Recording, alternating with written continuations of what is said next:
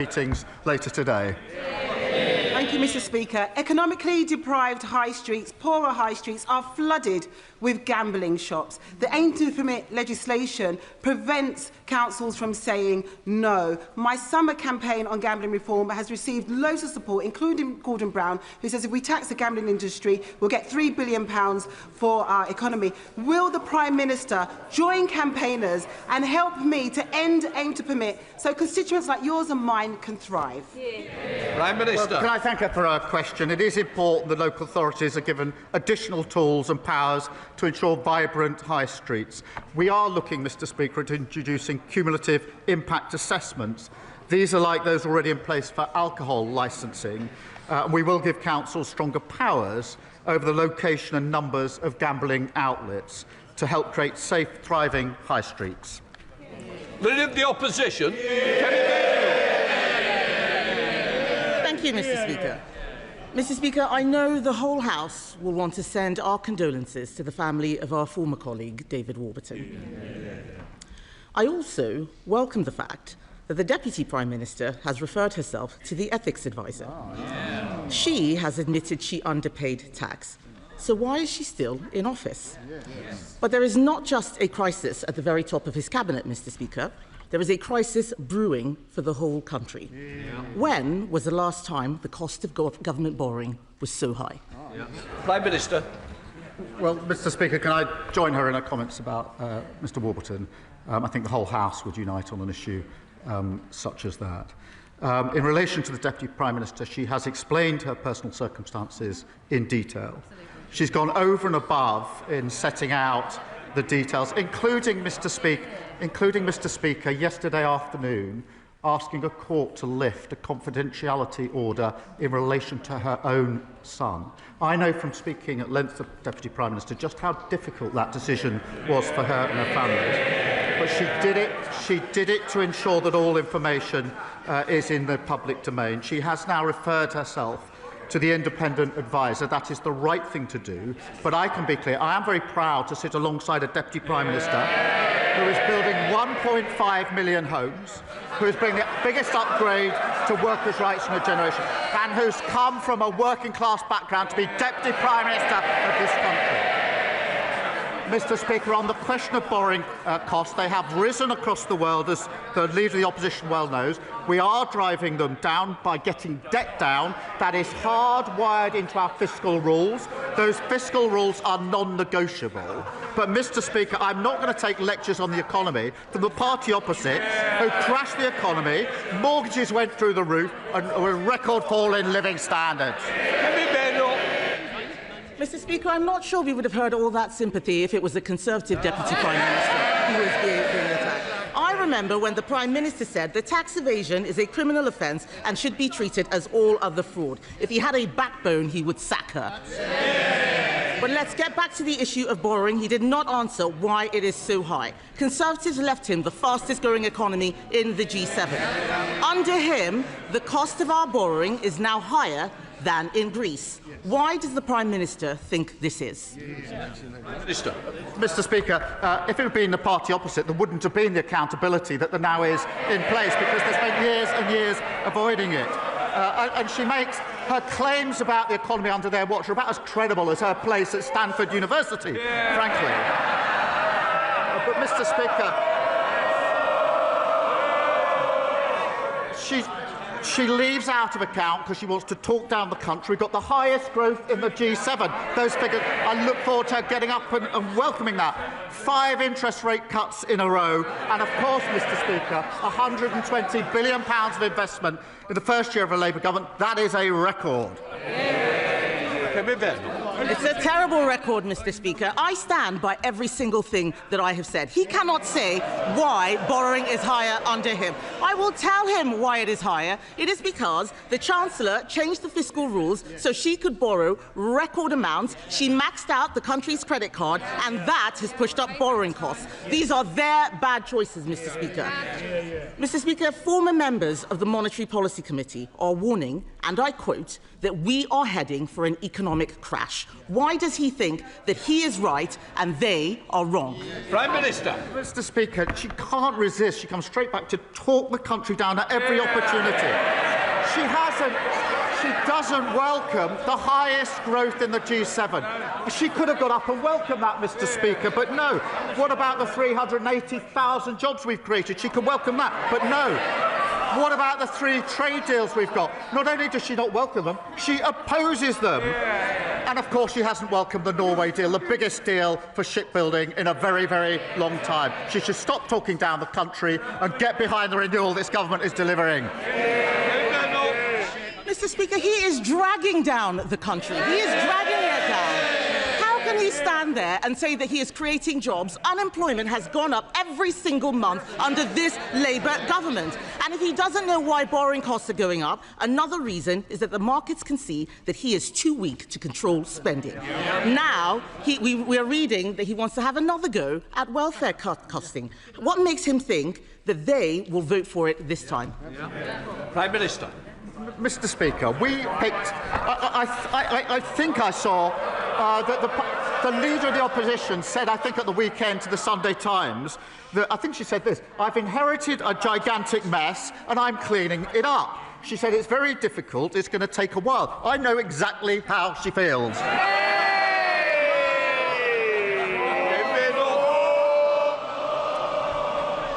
Mr. Speaker, we're not the ones referring ourselves to ethics advisors. The fact is, he is floundering.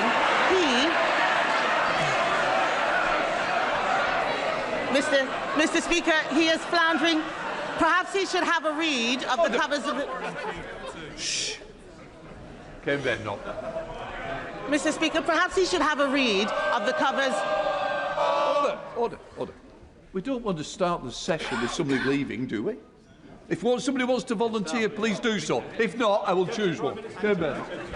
They can do the fake chairs as much as they like. The whole country knows what a mess of the economy they are making. Mr. Speaker, it is clear that taxes are going up for everyone, except perhaps the Deputy Prime Minister. I warned before the summer that we would face weeks of speculation about which taxes would be going up. The former head of the IFS says this sort of uncertainty is actively damaging to the economy. And now we find that we have to wait until the 26th of November for a budget. Does he really think the country or the markets can wait that long? Prime Minister. Mr. Speaker, she said they're not referring themselves to the ethics advisers. That's amongst the reasons they got booted out of office last year. And she complains that we're going through the due process for a budget and going through the necessary steps. We tried a budget under their watch without going through those steps. What happened? They blew up the economy. We'll take no lessons from them. This is desperate stuff from the Prime Minister, Mr. Speaker. This week, he had another reset. This morning, the Prime Minister scrapped his 5 missions, and after scrapping his 3 foundations, scrapping his 6 first steps for change, and his 7 pillars for growth, the truth is this man has got no clue, 0 clue. But this is serious, Mr. Speaker. The Prime Minister's incompetence is hurting real people. They're losing their jobs. The cost of everything is going up, from energy bills to the weekly shop. This is a crisis made in Downing Street. Isn't the truth that he is too weak to change course and too arrogant to admit he got things wrong? Prime Minister. I don't know what social media sites she's been on this morning, Mr. Speaker, but I think the chair of the Tory party said that we were the firefighters, this government. Well, in a sense we are, because we're putting out the fires that they created. They were the arsonists, the biggest fall in living standards on record and blowing up the finances. We've spent the first year putting out their fires, quite right too. But now, Mr. Speaker, we're delivering on the cost of living. Funded childcare, £7,500 for working families. Free breakfast clubs, opening new schools-based nurseries. That's what we're fighting for, the best start for every child in this country. Paulette Hamilton. Thank you, Mr. Speaker. The Mayor of the West Midlands, Richard Parker, is delivering growth and jobs by backing SMEs like Bogue Toys in my constituency of Birmingham Erdington, which has just doubled in size. Will the Prime Minister join me in praising this success and confirm that boosting ambitious small and medium-sized businesses across the UK remains a key priority of his government? Thank you. Prime Minister. Well, can I recognise and congratulate the businesses in her constituencies? Mr Speaker, we published our small business plan, which was very well received, includes new rules cracking down on late payments, much long been asked for, £3 billion boost to more business loans and fairer business rate systems to support small businesses. That's why it was so warmly received. Thank you, Mr Speaker. Senator David, Leader of the Liberal Democrats. Thank you, Mr Speaker. On behalf of these benches, can I join the Leader of the Opposition in sending our condolences to the family of David Warburton? And I'm sure the whole House will join me in paying tribute to Annette Brooke, who served in this House for 14 years and sadly passed away last month. Annette dedicated her life to public service and serving the people of Dorset, and she is greatly missed. Mr Speaker, we have all seen the horrifying images from Gaza. The baby is so thin from starvation you can see their skeletons. The bodies of children killed while queuing for water. The emaciated hostages still held captive by Hamas. The Prime Minister has rightly said he wants to stop all that. So when the one man in the world who has the power to stop that comes here to our country on a state visit, will the Prime Minister look President Trump in the eye and urge him to use the influence on Netanyahu and Qatar to make it stop? Prime Minister. Can I join him on his comments about Annette Brooke? And also in his description about the horrifying situation in Gaza, and it is horrifying. We're looking at a man-made famine on top of everything else. And that is why we're expending so much of our time with partners seeking to bring about a ceasefire, to get humanitarian aid in at pace, to get the hostages out, and of course to put forward a peace plan that can actually take us to a two-stage solution. And of course I'll talk to all international leaders about that. I would gently say to him that if he hadn't refused the invite to the state banquet, he could be there 2 weeks on Tuesday and speak to President Trump himself. And I'm surprised it's not an act of leadership to pass up that opportunity. Mr Speaker, I have to disagree with him on that. We are now debating this issue. But here's an issue where I hope he will agree with me. The European Convention on Human Rights is a British creation that protects all our basic rights and freedoms. Rights of children, disabled people, survivors of domestic abuse, victims of horrific crimes, everyone. It protects care home residents from abuse and families from being spied on by councils. But the leader of the Conservative Party and the leader of Reform want to join Russia and Vladimir Putin by withdrawing from the convention. The Liberal Democrats disagree, Mr Speaker, and so do the majority of the British people. So will the Prime Minister categorically rule out withdrawing from the ECHR or suspending it or watering down our rights in any way? Prime Minister. Mr Speaker, we will not withdraw from the European Convention of Human Rights. We do need to make sure that both the Convention and other instruments are fit for the circumstances we face at the moment, and therefore, of course, we have been, as we made clear, looking at the interpretation of some of those provisions. It would be a profound mistake to pull out of these instruments, because the first thing that would follow is every other country in the world that adheres to these instruments would pull out of all their agreements with this country. That would be catastrophic for dealing with the problem that we're actually dealing with. Irene Campbell. Thank you, Mr Speaker. Scotland has a proud heritage as one of the world's great shipbuilding nations. On behalf of the defence industry workers across Ayrshire and beyond, can I welcome the largest ever export deal for new warships ever secured by the UK? And And does the Prime Minister agree that this shows how, under Labour, we can build on our proud past to secure a brighter future for our shipbuilding industry? Well, can I thank you for a question? Mr. Speaker, I was very pleased to get the call from the Prime Minister of Norway on Saturday night telling us that the UK had won this contract, beating off competition from the US, from France and from Germany because of the quality of shipbuilding in this country. This is a £10 billion deal, Mr. Speaker, 15 years' worth of shipbuilding, particularly in places like the Clyde. Thousands of skilled jobs in Scotland, and it does show the importance of the defence industrial strategy and the importance of Britain being taken seriously again on the international stage. Mr. Speaker, it comes on top of the record investment in defence that we've already announced earlier this year. Robin Swan. Mr. Speaker, I'm joined today in the gallery by the leadership of the Young Farmers Clubs of Ulster, an organisation and young people who are passionate about youth work, passionate about the rural countryside and passionate about the future of farming and agriculture. Agriculture policy is devolved, but the Prime Minister's agricultural inheritance tax is the thing that has them and young farmers across all the country despairing not just for their future, but the future of food security.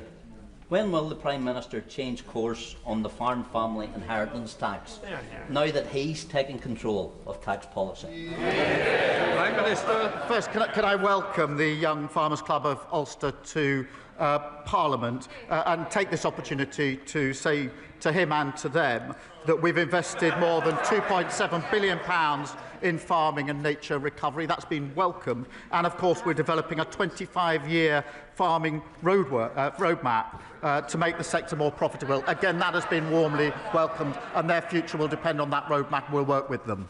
Bill Ribeiro-Addy. Thank you, Mr. Speaker. This week, the Global Sumud Flotilla, which includes British citizens, set sail for Gaza to break the illegal blockade and deliver much-needed aid. In June, the British boat, the Madeleine, was threatened and its crew detained, but we took no action. Can the Prime Minister say what has been learned from this and what steps are being taken to protect the British citizens on this flotilla? Prime Minister. Well, Mr. Speaker, she raised a really important issue in relation to the horrifying situation in Gaza, and the Israeli government is preventing urgently needed aid from getting in, and that is why we're now seeing a man-made famine, and that should cause us all to pause and reflect. I have to say, we are working with other countries to get aid in by any practical means, but land routes are the only viable and sustainable means of getting aid into Gaza at the scale that is required, and Israel must lift the restrictions to allow aid agencies to deliver the life-saving supplies that are so desperately needed. Pete Wishart. Thank you, Mr. Speaker. So the budget date has finally been announced, and once again Scotland is some sort of distant afterthought. A budget date left to the 11th hour because they do not know how to resolve their countless counter-rubrics. A budget date that has practically wrecked Scotland's budgetary process, leaving it almost impossible for us to pass a budget before Christmas, leaving great uncertainty in Scotland's public services. And you know what, Mr. Speaker? They couldn't even be bothered to notify the Scottish Government, leaving them to find this out on social media. So can I ask the Prime Minister, how is this reset in relationships working out? Prime Minister. Well, Mr. Speaker, he overlooks the fact that the last budget there was a record settlement for Scotland, £50 billion a year. And he talks about the support. We've just won this Norway frigates contract. That is 15 years of shipbuilding in Scotland. The First Minister of the SNP has said what about that since Sunday? Absolutely nothing. Absolutely nothing. I know we've got another SNP question in just a moment. Perhaps that will be the opportunity to welcome the deal that we won and the jobs now for Scotland. Well done, McAvoy. Thank you, Mr. Speaker. Prime Minister, last year my online safety forum of children and young people from every secondary school and college in Darlington found that 71% of our Year 10s and 12s had been contacted by a stranger online. A shocking failure that our Online Safety Act will hopefully prevent going forward. Will he join me on calling on the member for Clacton and all opposed to this vital act to pick a side? Are they with us? and child protectors, or are they with the predators harming our children online? Prime Minister. Well, Mr. Speaker, of course, the honourable member for Clacton is not here representing his constituencies in the House that he was elected to. No, he's flown to America to badmouth and talk down our country. And worse than that, Mr. Speaker, if you can believe it, he's gone there to lobby the Americans to impose sanctions on this country which will harm working people. You cannot get more unpatriotic than that. It's a disgrace. Mr. Speaker, on the question of the Online Safety Act, that protects children from material on suicide, on self-harm and online predators. And Reform say they would scrap it. When their leader was asked, well, what would you replace it with? His answer, there needs to be a tech answer. I don't know what that is. Well, you can't run a country on don't know answers. Dr. Kieran Mullen. Thank you. Mr. Speaker, I'm sure, like me, you got to enjoy everything UK hospitality has to offer over the summer, and 15 local pubs received nominations as part of my Community Pub Awards. I visited places like the Bull Inn in Battle, the Castle Inn in Pevensey, the Swan Inn in Darlington, the New Inn in Westfield, and Sigley Working Men's Club. Many of them told me how hard hit they've been by Labour's jobs tax, and UK Hospitality estimates 80,000 jobs have already been lost, and the Beer and Pub Association say a pub a day will close this year. Can the Prime Minister name a single pub landlord that thinks his current Deputy Prime Minister's employment bill is going to help rather than just make things worse? Prime Minister. Well, I hope he paced out the visits to all those pubs and didn't do them all in one go. But look, UK Hospitality has welcomed our small business plan, and that obviously applies to pubs. Yes, they have. And the reason is because it permanently lowers the business rates that they pay, and it tackles late payments, something they've been asking for a very, very long time. They talked about fixing this, but they never delivered. We're delivering. Katrina Berry. Thank you, Mr. Speaker. My constituents have endured 4 major fires in recent months across our community, including the devastating destruction of Cumbernauld iconic St Mungo's Church. Yet the Scottish Fire and Rescue Service is consulting on downgrading Cumbernauld Fire Station, increasing response times and putting lives at risk. Can I ask the Prime Minister to make representation to the Scottish Government to not risk lives with cuts to our vital emergency services? Prime Minister. Well, I think the whole House is sorry to hear about the awful fires that her constituents have faced, including the destruction of St Mungo's. And I know just how important that church was, Mr. Speaker, to the local community. The Scottish Government have received the largest settlement in the history of devolution. That's £50 billion a year. That should be focused on the issues that matter to her constituency. And I will take this up and make sure that we raise it with the Scottish Government. Stephen Gaffney. First of all, I will refer to my comments earlier in the week, since the Prime Minister's research isn't up to scratch. Mr. Speaker, George Reid, who was a former presiding officer of the Scottish Parliament and an MP, passed away over the summer. He was a humanitarian to his very fingertips. He would have abhorred the demonisation of asylum seekers, including those desperate enough to cross the Channel in small boats. Now, figures published by the House of Commons Library shows that those asylum seekers who were forced to cross has increased dramatically after Brexit as a result of leaving the Dublin regulation. So, instead of punching down and joining in with the victim blaming of Reform and the Conservatives, will the Prime Minister reject their isolationism and look to rejoin the Dublin Convention like every other country in Western Europe? Prime Minister. Mr. Speaker, there's nothing progressive about people crossing the Channel in small boats. Nothing progressive about that at all, and we need to ensure that that stops. On the question of the Dublin Agreement, I agree with him. We had a returns agreement with the whole of Europe. It was ripped up when we left the EU by people who made promises that that wouldn't be the case. We're rebuilding that relationship. We've reset that relationship. We now have a returns agreement with France. We wouldn't need a single relationship with France if we hadn't ripped up the Dublin Agreement. Richard Berger. Thank you, Mr. Speaker. We're at a very dangerous political moment.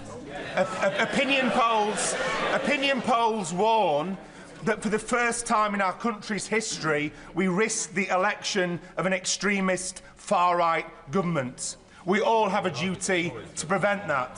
To do so, Don't we need to rebuild support through a return to real Labour values, through real action to tackle poverty and inequality, through a wealth tax on the super-rich, and through an ethical foreign policy that takes a strong principled stand on war crimes, whoever commits them? Mr. Speaker, look, we do stand at an important moment. We can have the politics of renewal under this government, or the politics of grievance from reform, who do not want to fix the problems. They want the grievance to continue because the last thing they want is improvement in the lives of working people in this country, because they feed off the problem and the grievance being there. That's the difference.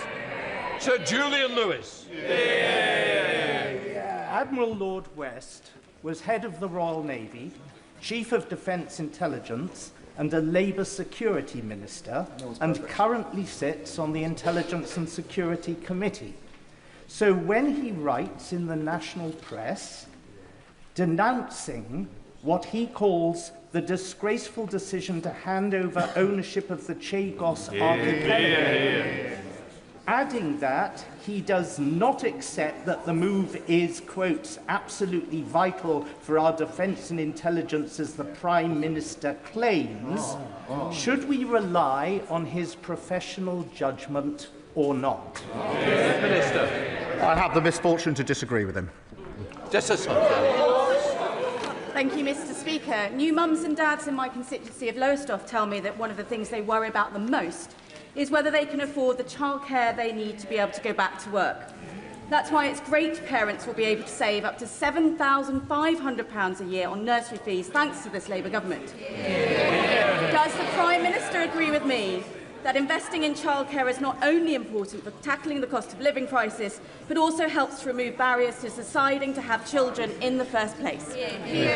Prime Minister. Well, I thank her for raising this, and I was very proud on Monday to make the announcement about childcare. As she rightly says, it saves not just on average £7,500 for families in a cost of living crisis, but also, crucially, this is from 9 months, Mr. Speaker, to 4 years. We know that under the last government, there's this disparity at age 4 between children arriving at reception, some barely out of nappies, others quite articulate. That locks in inequality for life. I'm really pleased that this measure that we've now taken on Monday unlocks that and makes sure every single child aged 4 gets to the starting line in reception with a fair chance of going as far as their talents will take them.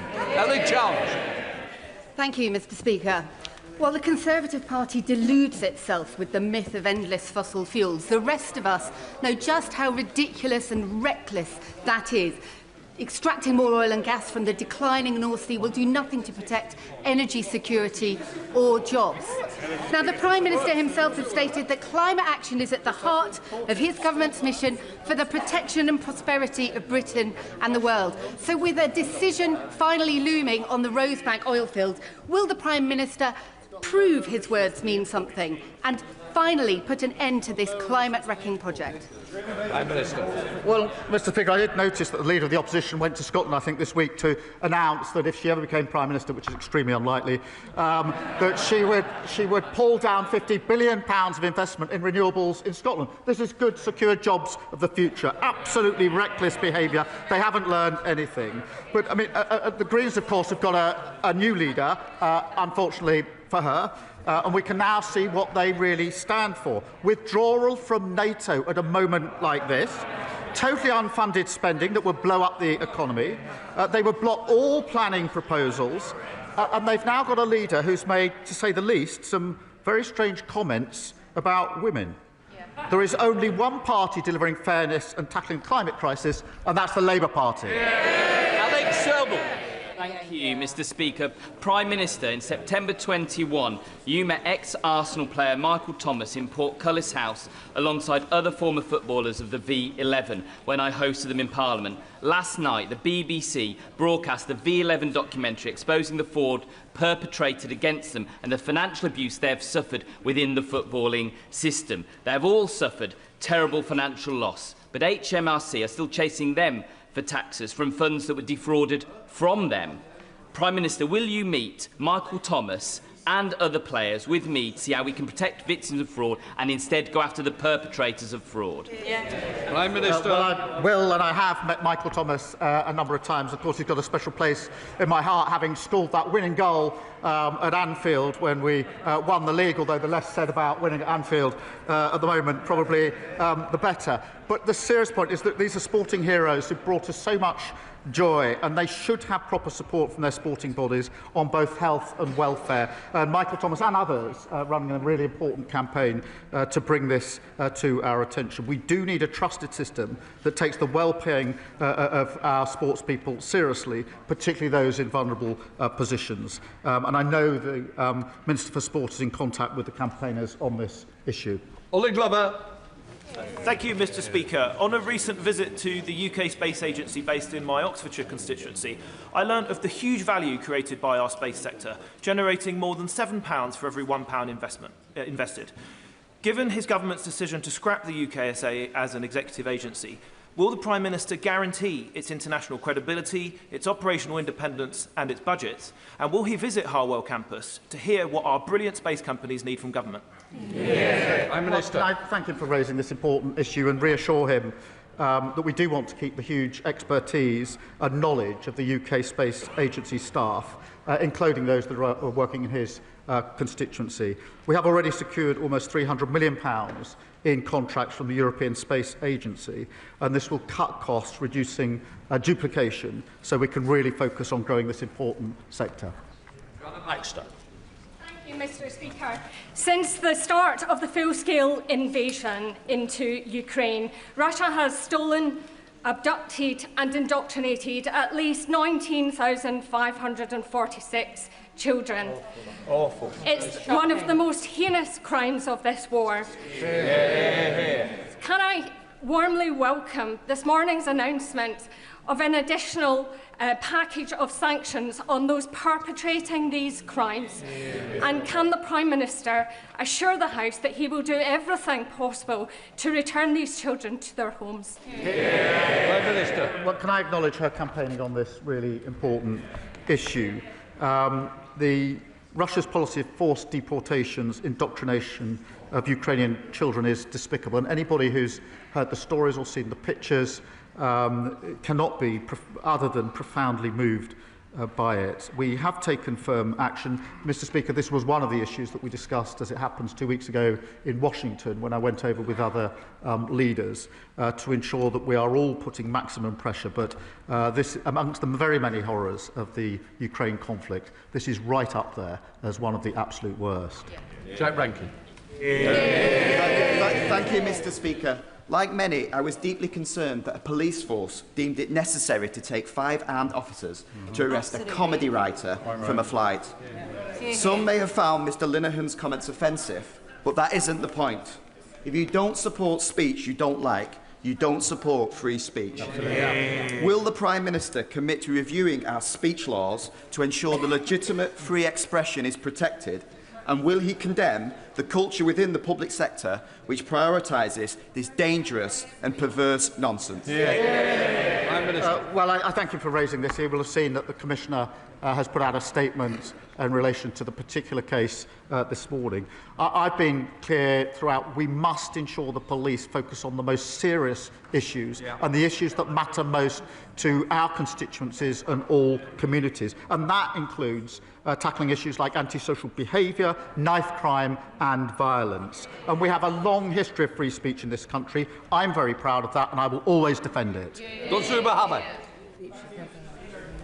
Week where the Prime Minister has worked tirelessly to place the Clydeside, Glasgow, Govan at the epicentre of Type 26 shipbuilding, is he perplexed, as I am, at the radio silence from the SNP and the contempt the SNP continues to show for the defence sector? And does he agree with me that that contempt is a contempt for jobs, it's a contempt for growth, and it's an 18-year-long contempt for Scotland? Prime Minister. Well, Mr. Speaker, I am perplexed that the First Minister has not welcomed this. This is a massive deal for Scotland. It's 15 years of shipbuilding. I would have expected the First Minister to be holding a press conference to celebrate what we've done in relation to this deal.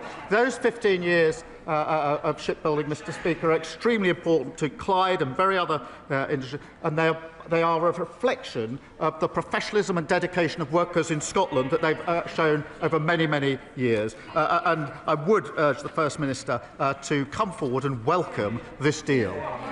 Sir John Hayes, final question. I know you will agree, Mr. Speaker, that flags and banners in bringing national pride nourish individuals' sense of worth and nurture our shared sense of belonging. So will the Prime Minister take steps to ensure that across every part of our kingdom, alongside the Cross of St George in England, St Patrick in Wales, St Andrew in Scotland, and the Red Dragon in Wales, that our flag is flown on every government and public building, hospitals, schools, police stations, railway stations? For every Briton deserves the chance to see a forest of flagpoles and the flutter of the Union Jack. Prime Minister. Well, can I thank him? And I share his pride in our country's flag. It represents our history, our heritage and our values. And that's why we display it. And I was the Labour leader that put the Union Jack on the membership card for the Labour Party. I'm very proud to do so. It belongs to all of us. We should be proud of it and value it. That completes Prime Minister's questions. Let the front benches turn over.